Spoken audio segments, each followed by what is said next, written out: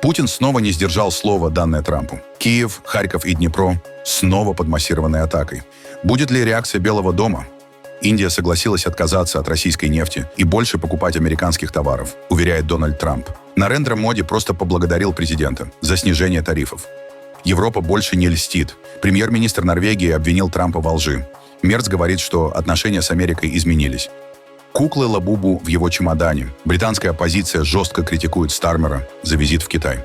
Премьер-министр оправдывается. Весна наступит через 6 недель, предсказывает Сурок Пангсатони Фил. А теперь об этом подробно и по делу. Это один день. Подпишитесь, поставьте лайк этому видео и оставьте свой комментарий. Заранее спасибо и начинаем.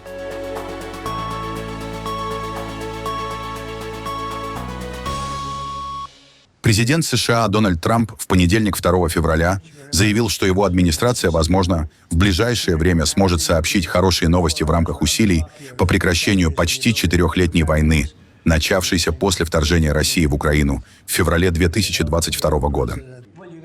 Сейчас происходит очень многое. Есть Иран, есть Россия и Украина, есть Ближний Восток.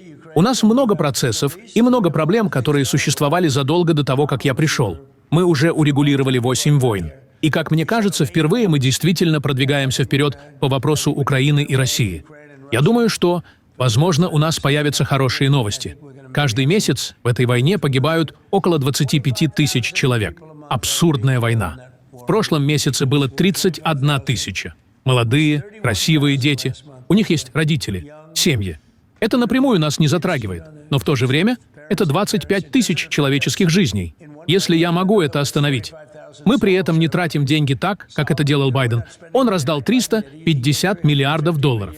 Я заставляю всех платить. Организация Объединенных Наций в этом немного участвует. Но если посмотреть, что происходит на самом деле, страны Европы платят нам за оружие. То есть НАТО за это платит. Мы отправляем туда ракеты, они платят нам. Это нам что, обходится в 10 центов? Мы даже зарабатываем, я думаю. Но я не хочу говорить об этом. То, чего я действительно хочу, это спасти жизни этих людей. Мэри, можешь себе представить? От 25 до 30 тысяч человек в месяц. Это как целый стадион людей каждый месяц. И, знаете, мне повезло. У меня есть способность доводить такие вещи до конца. Я урегулировал 8 конфликтов, и я думал, что все они будут сложнее, чем этот. Я думал, что мои отношения с президентом Путиным позволят пройти этот путь намного легче. Но между Зеленским и Путиным колоссальная ненависть. Просто колоссальная. Это печально, но все занимает больше времени, чем мы ожидали. Я звонил президенту Путину, и он согласился на паузу. У них сейчас такая же волна холода, как и у нас. Может быть, немного иная, но по сути то же самое. Украина очень холодная страна, намного холоднее, чем у нас. В среднем, как Канада, или даже холоднее. И к тому же у них сейчас сильная волна холода.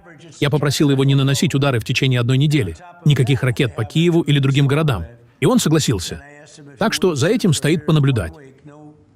Только успел Дональд Трамп повторить о своем общении с Путиным и полученным обещанием не бить по украинским городам, как на Киев, Харьков и Днепро уже летели шахеды, баллистические ракеты и авиабомбы. К слову, в самую холодную ночь, когда температура опустилась до 25 градусов мороза. Столичные власти уже сообщили о поврежденных жилых домах, образовательном учреждении. В Харькове удар баллистическими ракетами пришелся на Слободской район. Данные уточняются. Президент США Дональд Трамп объявил о торговом соглашении с Индией, связав его не только со снижением тарифов, но и с геополитическими уступками. Для меня было честью сегодня утром поговорить с премьер-министром Индии Нарендра Моди. Он один из моих самых близких друзей, сильный и уважаемый лидер своей страны. Мы обсудили множество вопросов, включая торговлю и прекращение войны между Россией и Украиной. Он согласился прекратить закупки российской нефти и значительно увеличить импорт из Соединенных Штатов, а также, возможно, из Венесуэлы. Это поможет прекратить войну в Украине, которая продолжается прямо сейчас и уносит тысячи жизней каждую неделю. Из дружбы и уважения к премьер-министру Моди, а также по его просьбе, мы договорились немедленно о торговом соглашении между Соединенными Штатами и Индией. В его рамках США введут пониженный взаимный тариф, снизив его с 25% до 18%. В свою очередь, Индия также приступит к снижению своих тарифов и нетарифных барьеров в отношении Соединенных Штатов до 0. Премьер-министр также взял на себя обязательство покупать американское в гораздо больших объемах, включая закупки американской энергетической продукции, технологий, сельскохозяйственных товаров, угля и многих других товаров на сумму более 500 миллиардов долларов. Премьер-министр Индии Нарендра Моди подтвердил факт торговой сделки и поблагодарил Дональда Трампа за снижение тарифов, сделав акцент на экономических выгодах и стратегическом партнерстве двух стран. Примечательно, что в своем заявлении Моди не упомянул ни отказ от российской нефти, ни конкретные обязательства по закупкам американской продукции, сосредоточившись исключительно на позитивной повестке двустороннего сотрудничества. Было замечательно поговорить сегодня с моим дорогим другом, президентом Трампом. Рад сообщить, что товары с маркировкой «Сделано в Индии» теперь будут облагаться сниженной пошлиной в 18%. Большая благодарность президенту Трампу от имени 1,4 миллиарда жителей Индии за это замечательное объявление. Когда две крупные экономики и крупнейшие демократии мира работают вместе, это приносит пользу нашим народам и открывает огромные возможности для взаимовыгодного сотрудничества. Лидерство президента Трампа имеет жизненно важное значение для глобального мира, стабильности и процветания. Индия полностью поддерживает его усилия по обеспечению мира. Я с нетерпением жду тесной совместной работы с ним, чтобы вывести наше партнерство на беспрецедентную высоту. Иран и Соединенные Штаты возобновляют переговоры по ядерной программе. В пятницу в Стамбуле должны встретиться спецпосланник США Стив Уиткоф и министр иностранных дел Ирана Аббас Аракчи. По данным источников, во встрече также примут участие представители ряда региональных стран, включая Саудовскую Аравию и Египет. Турция выступает посредником и призывает к деэскалации на фоне опасений новой региональной войны. Тем временем появились новые спутниковые снимки, указывающие на восстановительные работы на иранских ядерных объектах. Изображения компании Planet Labs показывают, что над ранее разрушенными зданиями на объектах в Натанзе и Исфахане возведены новые крыши. Эти объекты были поражены ударами США в июне 2025 года, когда под атаку также попал ядерный комплекс Фордо.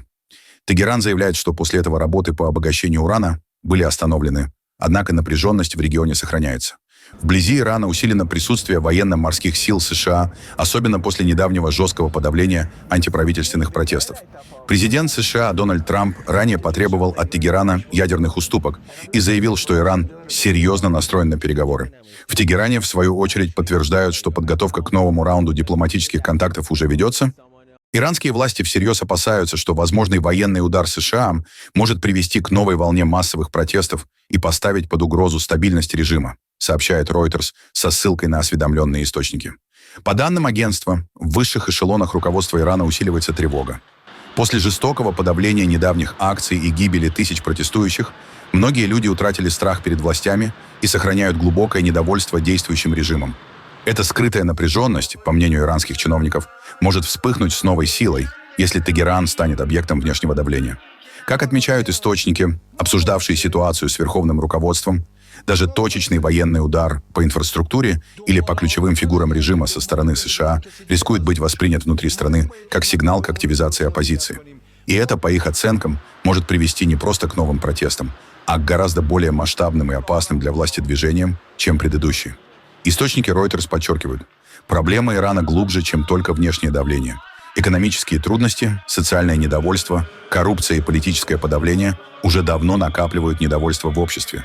В таких условиях даже небольшой внешний шок способен вызвать сильную внутреннюю реакцию. Эксперты и бывшие официальные лица, опрошенные агентством, отмечают, что реакция общественности на возможный удар США трудно предсказуема, но риск повторного возгорания протестов и дальнейшей дестабилизации остается высоким. В Германии снова обсуждают газ. После похолодания на северо-востоке страны и снижения запасов в хранилищах у бизнеса и обычных семей появились вопросы. Хватит ли топлива до конца зимы? Глава Федерального сетевого агентства Клаус Мюллер уверяет, поводов для паники нет. Да, хранилища заполнены ниже обычного, но поставки идут стабильно. Газ поступает по трубопроводам и через терминалы сжиженного газа из Норвегии, Нидерландов и Бельгии. По словам Мюллера, Германия сегодня может импортировать достаточно газа, а роль хранилищ уже не такая решающая, как раньше. При этом отраслевые объединения смотрят на ситуацию осторожнее. Они считают, что именно запасы в хранилищах остаются главной защитой на случай затяжной и холодной зимы. Газовые хранилища в Германии исторически заполнены на низком уровне. Это правда, и связано это с погодными условиями, которые у нас сейчас наблюдаются. Но газоснабжение стабильно благодаря терминалам по приему сжиженного газа у наших соседей в Норвегии, Бельгии и Нидерландах. У Германии достаточно возможностей для импорта газа. Газовые хранилища по-прежнему важны, но уже не настолько решающие, как несколько лет назад, и поэтому ситуация с обеспечением газом в Германии стабильна. В Осло проходит двухдневная конференция по безопасности, на которой европейские лидеры обозначили изменения в подходах к войне и вопросам обороны. Премьер-министр Норвегии поставил под сомнение заявление Дональда Трампа о роли НАТО и подчеркнул вклад европейских союзников в коллективную безопасность. Участники обсуждают риски давления на Украину без аналогичных требований к России и предупреждали о последствиях подобных решений. В Европе все чаще говорят о пересмотре привычной модели трансатлантических отношений и о том, что исход войны в Украине напрямую повлияет на будущую систему международной безопасности. Я считаю, что в нашей безопасности есть постоянное американское измерение, которое мы должны анализировать и понимать. Некоторые из вас уже слышали, как я говорил об этом раньше, но повторю еще раз, потому что это реальность, на которую вы намекнули. Кит, когда я впервые встретился с президентом Трампом, я сказал ему это прямо. Посмотрел ему в глаза и сказал: «Для норвежского премьер-министра важно смотреть президенту Соединенных Штатов в глаза и говорить, что в 100 километрах от моей границы находится крупнейший в мире ядерный арсенал, и он направлен не против меня, господин президент, а против вас. И имеет значение то, что мы отслеживаем эти подводные лодки. Мы знаем, когда они выходят из порта, знаем, когда они испытывают новые системы вооружений, и мы делимся этой информацией с вами и сотрудничаем в сфере такого мониторинга. Именно поэтому я вынужден сказать, это звучит совершенно фальшиво, когда американский президент в Давосе заявляет, что США дали НАТО все, а НАТО не дало ничего взамен. Это неправда. Это откровенная неправда. Нам нужно видеть уступки с российской стороны. Ограничение военных бюджетов, численности и возможностей армии, а также в сфере ядерного оружия.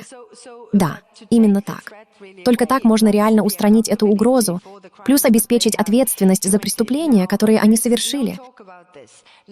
Но сейчас об этом вообще не говорится. И, конечно, россияне это видят. Почему им вообще разговаривать с европейцами? Если переговоры с американцами приносят им максималистские требования, которых они даже не добились военным путем. Поэтому если мы говорим: «Вы должны говорить с нами, потому что мы хотим, чтобы вы пошли на уступки», то почему они должны это делать? Я считаю, что в мирном процессе у нас есть очень четкая роль, потому что мы видели, можно договориться о чем угодно. Но если Европа с этим не согласна, соглашение не будет работать. Европа должна быть вовлечена. Нам нужно думать и о том, что будет после войны. Мы обсуждали это раньше. И наш нынешний подход заключается в том, что нужно усилить давление на Россию, чтобы она перешла от имитации переговоров к настоящим переговорам. Отношения Европы с Соединенными Штатами Америки изменились, заявил канцлер Германии Фридрих Мерц. Он призвал ЕС становиться более самостоятельным. По его словам, Европа должна жестко реагировать на нарушения договоренностей и активнее строить партнерство с другими демократическими странами. Трансатлантические отношения изменились. И никто в этом зале не говорит об этом с большим сожалением, чем я. Но ностальгия и воспоминания о былых хороших временах не помогают нам двигаться вперед. Игроки на мировой арене должны понимать, что им следует ожидать реакции со стороны Европы, если они не соблюдают договоренности. Вокруг нас повсюду, дамы и господа, появляются преимущественно демократические государства с растущими рынками, которые прямо заинтересованы в том, что мы, европейцы, можем им предложить. Партнерства, основанные на взаимном учете интересов и взаимном уважении, а также на соблюдении правил и надежности. Это указывает нам путь вперед. Да, я скажу это. К суверенной, свободной, мирной и экономически процветающей Европе в новом мировом порядке. Президент Колумбии Густаво Петро прибыл в Вашингтон. Во вторник у него запланирована встреча с президентом США Дональдом Трампом в Белом доме. Переговоры должны помочь разрядить напряженность в отношениях между двумя странами, которые в течение последнего года не раз публично выясняли отношения. Одним из самых острых эпизодов стал январь прошлого года, когда Петро отказался принимать рейсы из США с колумбийскими мигрантами, заявив, что с ними обращаются недостойно. Тогда конфликт едва не перерос в торговое противостояние, но стороны смогли договориться в тот же день. Разногласия сохраняются и сейчас, в том числе по подходу к ситуации в Венесуэле. Напомним, ранее Петро уже лишали американской визы из-за резких антитрамповских выступлений, что делает нынешний визит в Вашингтон особенно показательным. У нас есть много причин добиться пакта во имя жизни. По всей Америке и, надеюсь, во всем мире, и, конечно, внутри Колумбии, что для нас сегодня важнее всего. С какими новостями вы надеетесь вернуться из этой поездки? С хорошими новостями, посмотрим. Ну, за последний месяц или два он был очень вежлив. До этого он действительно был критичен. Но каким-то образом после венесуэльского рейда он стал очень доброжелательным. Его отношение сильно изменилось. Я с нетерпением жду встречи с ним. Он приезжает. Мы будем говорить о наркотиках, потому что из его страны поступают колоссальные объемы наркотиков. И я надеюсь, что у нас получится провести хорошую встречу. В Кейп-Канаверале глава Пентагона Пит Хексет провел встречу с миллиардером Джеффом Безосом. На кадрах рукопожатие и краткое общение. Визит прошел в рамках поездки по нескольким штатам. Тура «Арсенал свободы». Его цель – поддержка программы обновления американских вооруженных сил. Хексет посетил объекты космической компании Blue Origin, которая принадлежит Безосу. Ранее предприниматель объявил о паузе в туристических полетах и переносе ресурсов на проекты по пилотируемым лунным миссиям. Кейп-Канаверал стал одной из остановок тура, во время которого Пентагон встречается с представителями оборонной и высокотехнологичной индустрии по всей стране. Премьер-министр Великобритании Кир Стармер вступил в жесткую перепалку с лидером оппозиции Кеми Баденок в парламенте после своего визита в Китай. Стармер заявил, что предыдущие правительства не вели прямого диалога с Пекином 8 лет и упустили возможности для страны. Из 3 моих предшественников ни один не провел ни одной встречи с президентом Китая Си. В течение 8 лет ни один британский премьер-министр не посещал Китай. 8 лет упущенных возможностей. Между тем, господин спикер, за этот период президент Макрон посетил Китай 3 раза. Немецкие лидеры 4 раза. Премьер-министр Канады был там несколько недель назад. Канцлер Мерц и президент США Трамп также собираются посетить Китай в ближайшее время. В этом контексте отказ от взаимодействия был бы проявлением безответственности. Но факт в том, господин спикер, что мы можем делать 2 вещи одновременно. Мы можем защищать себя и одновременно искать пути для сотрудничества. Именно в этом духе и была совершена эта поездка. Я провел продолжительные обсуждения на протяжении многих часов с президентом Си, премьером Ли и другими высокопоставленными руководителями. Эти обсуждения были позитивными и конструктивными. Мы затронули весь спектр вопросов от стратегической стабильности до торговли и инвестиций, открыв прямой канал коммуникации для работы в национальных интересах, что позволяет нам поднимать откровенные и сложные вопросы о действиях, затрагивающих нашу национальную безопасность на самом высоком уровне китайской системы власти. Лидер оппозиции Кеми Баденок обвинила Стармера в мягкости и заявила, что поездка не принесла конкретных результатов. Она напомнила о ситуации с правами человека, кибератаках и поддержке России со стороны Китая, заявив, что Лондон не получил от визита реальных уступок. Разумеется, Великобритания должна взаимодействовать с Китаем, даже несмотря на то, что канцлеру не позволили поехать. Несмотря на то, что это авторитарное государство, которое стремится подорвать наши интересы, несмотря на то, что они шпионят за нами, иногда даже в стенах этого здания, несмотря на то, что они финансируют режимы по всему миру, враждебные нашей стране, они являются фактом жизни, глобальной державой и экономической реальностью. Поэтому давайте проясним. Мы критикуем не сам факт взаимодействия премьер-министра с Китаем. Мы критикуем его покорный и близорукий подход. Похоже, премьер-министру понравилась его поездка. Более того, это выглядело как мечта, ставшая реальностью для человека, который большую часть своей жизни был почти коммунистом.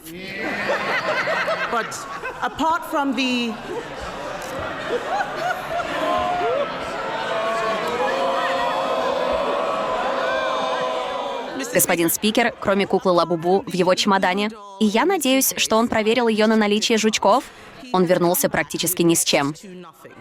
Российского капитана контейнеровоза «Солонг» признали виновным в гибели члена экипажа после столкновения с американским танкером у берегов Великобритании. Речь идет о 59-летнем Владимире Матине. Суд в Лондоне установил, именно его грубая халатность привела к трагедии. Авария произошла 10 марта прошлого года.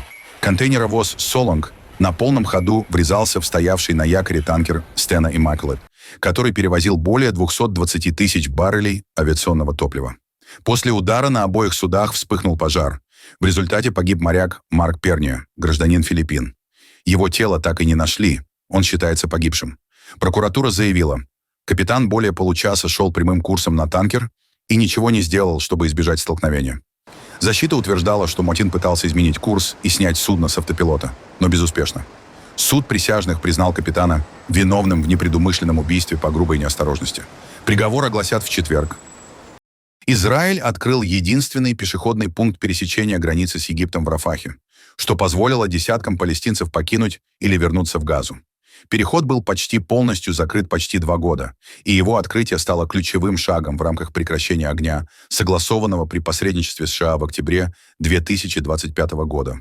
Пункт пересечения остается частично ограниченным, а Израиль сохраняет полный контроль над границей. Несмотря на это, многие, оказавшиеся в Египте или застрявшие в Газе, надеются на долгожданное воссоединение с семьей или получение медицинской помощи.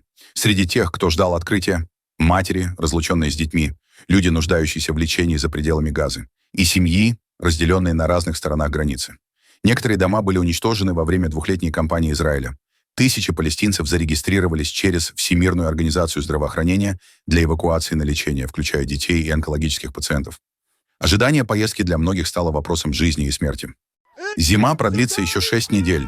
По легенде, если сурок видит свою тень, зима продлится дольше. Если тени нет, весна наступит раньше. Главное празднование Дня сурка проходит на холме Гоблер-Сноб в городке Панксатоне. В этом году сотни людей собрались на праздник с музыкой, танцами и фейерверками, чтобы узнать прогноз Фила. Традиция ведет начало из христианских праздников в Европе.